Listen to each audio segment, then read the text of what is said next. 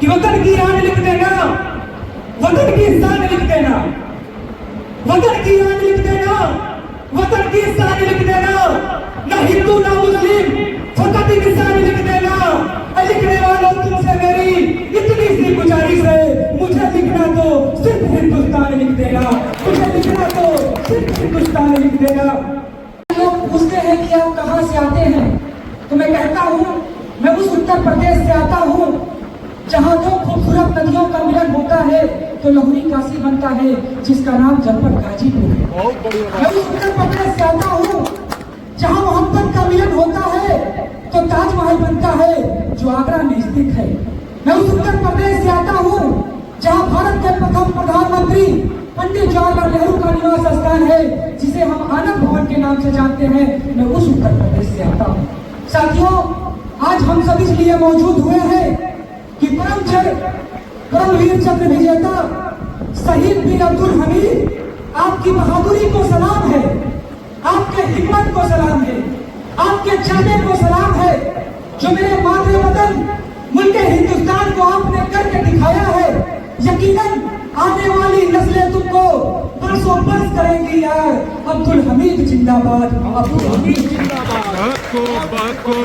साथियों, आज जिस शख्स की आवाज मेरे कानों में गई वो किसी के तारीफ का और परिचय का मोहताज नहीं है। पूरे प्रदेश के अंदर जिस शख्स की आवाज गूंजती है और उसकी आवाज के बदौलत मुझे 21 वर्ष की उम्र अवस्था में सीखने का अवसर मिला, वो कोई और नहीं बल्कि हम सबके बड़े भाई जनाब मासूम खान साहब का मैं शुक्रिया अदा करता हूँ, जिन्होंने इस मंच पर लाकर मुझे बोलने का अवसर प्राप्त किया है। मोहब्बत की हकीमी इमाम जिंदाबाद। सलीम साहब, मोहब्बत की हकीमी इमाम जिंदाबाद।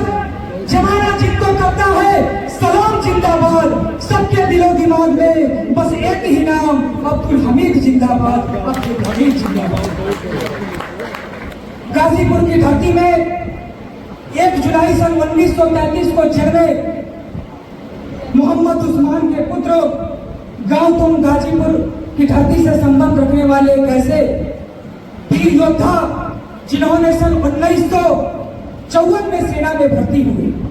साथियों, 54 में सेना में भर्ती होने के पश्चात सन 1962 का एक वाक्या है। सन 1962 में भारत और चीन के बीच युद्धों में उन्होंने अपनी बहादुरी और अचूक निशानों से अपने विभाग को प्रभावित करने का कोशिश किया।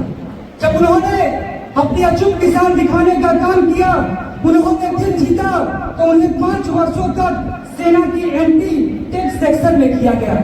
सेना का एंटी टैंक सेक्शन में शामिल किया गया। इस वीरता को देखते हुए 12 मार्च 1962 को सेना ने हमीद को लांस नायक अब्दुल हमीद बना दिया।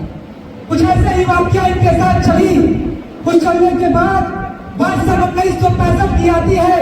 सन 1965 में भारत पाकिस्तान युद्ध में अपनी सेना की कंपनी क्वार्टर मास्टर का नेतृत्व कर रहे थे अब्दुल हमीद साहब, और नेतृत्व करने के पश्चात पाकिस्तान के पास पैंटन टैंक था जो कि अमेरिका ने दिया था। सबसे शक्तिशाली टैंक माने जाने वाला पैंटन टैंक था, जिसका भारत के पास कोई तोड़ नहीं था। पैंटन टैंक का भारत के पास कोई तोड़ नहीं था। सेरेमन टैंक था जो पैंटन टैंक के आगे बेसर था, लेकिन फिर अब्दुल हमीद ने 4 ग्रेनेडियर्स के टीम में इन पाकिस्तानी टैंक्स को रोकने का जिम्मा लिया था। उसके आगे अपने कारवा को बढ़ाते हुए 8 सितंबर 1965 का ये वाक्य है कि पाकिस्तान के टैंक्स को बेखौफ हिंदुस्तान में घुसने लगे। 8 सितंबर की शाम हो गई, सूरज ढलने लगा। कमांडेंट ने आदेश किया, फिर अब्दुल हमीद साहब ने 8 सितंबर की शाम को पहली टैंक से लेकर पाकिस्तान पर हमला किया। अब्दुल हमीद ने खुद को अपनी गाड़ी से हमला किया, जाके RCLR से पहला कतला टैंक डिस्ट्राइक किया था। 9 सितंबर सुबह 9 बजे से जेल से पाकिस्तान ने बटालियन पर हमला किया। किस्मत से कोई नहीं मरा, लगातार हमला चला, किस्मत से कोई नहीं मरा, पूरा दिन हमला चला। ग्रेनेडियर ने पहले हमला को रोकते हुए उसके बाद अब्दुल हमीद ने अकेले 4 टैंक को खत्म करने का काम किया था। मैं यूं बताना चाहता हूं कि वतन की आन लिख देना, वतन की वतन की आन लिख देना, वतन की शान लिख देना, ना हिंदू ना मुस्लिम फकत इंसान लिख देना। लिखने वालों तुमसे मेरी इतनी सी गुजारिश है, मुझे लिखना दो। मैं बताना चाहता हूँ, मैं हिंदुस्तान के तमाम मंचों पर इस अवस्था में अपनी आवाज को बुलंद किया, लेकिन रामगढ़ की इस धरती पर मुझे आके महसूस हुआ कि मीर अब्दुल हमीद जैसी शहादत का जो आज ने इस महफिल का आगाज किया है, उसका अंजाम आने वाले बहुत बेहतर तरीके से सलीकों में सींचने का काम किया जाएगा। साथियों, नौजवान साथियों को मैं बताना चाहता हूं, एक बार एक जंगल में आग लगी, जंगल के सारे जानवर भयभीत हो गए। जलते हुए आग के आसियाने को गौरैया देखती है और बगल के तालाब में जाती है, अपने चोंच में 2 घूंट पानी भर के लाती है। दूसरी बार भी गौरैया जाती है, बगल के तालाब में अपने चोंच में 2 घूंट पानी भर के लाती है।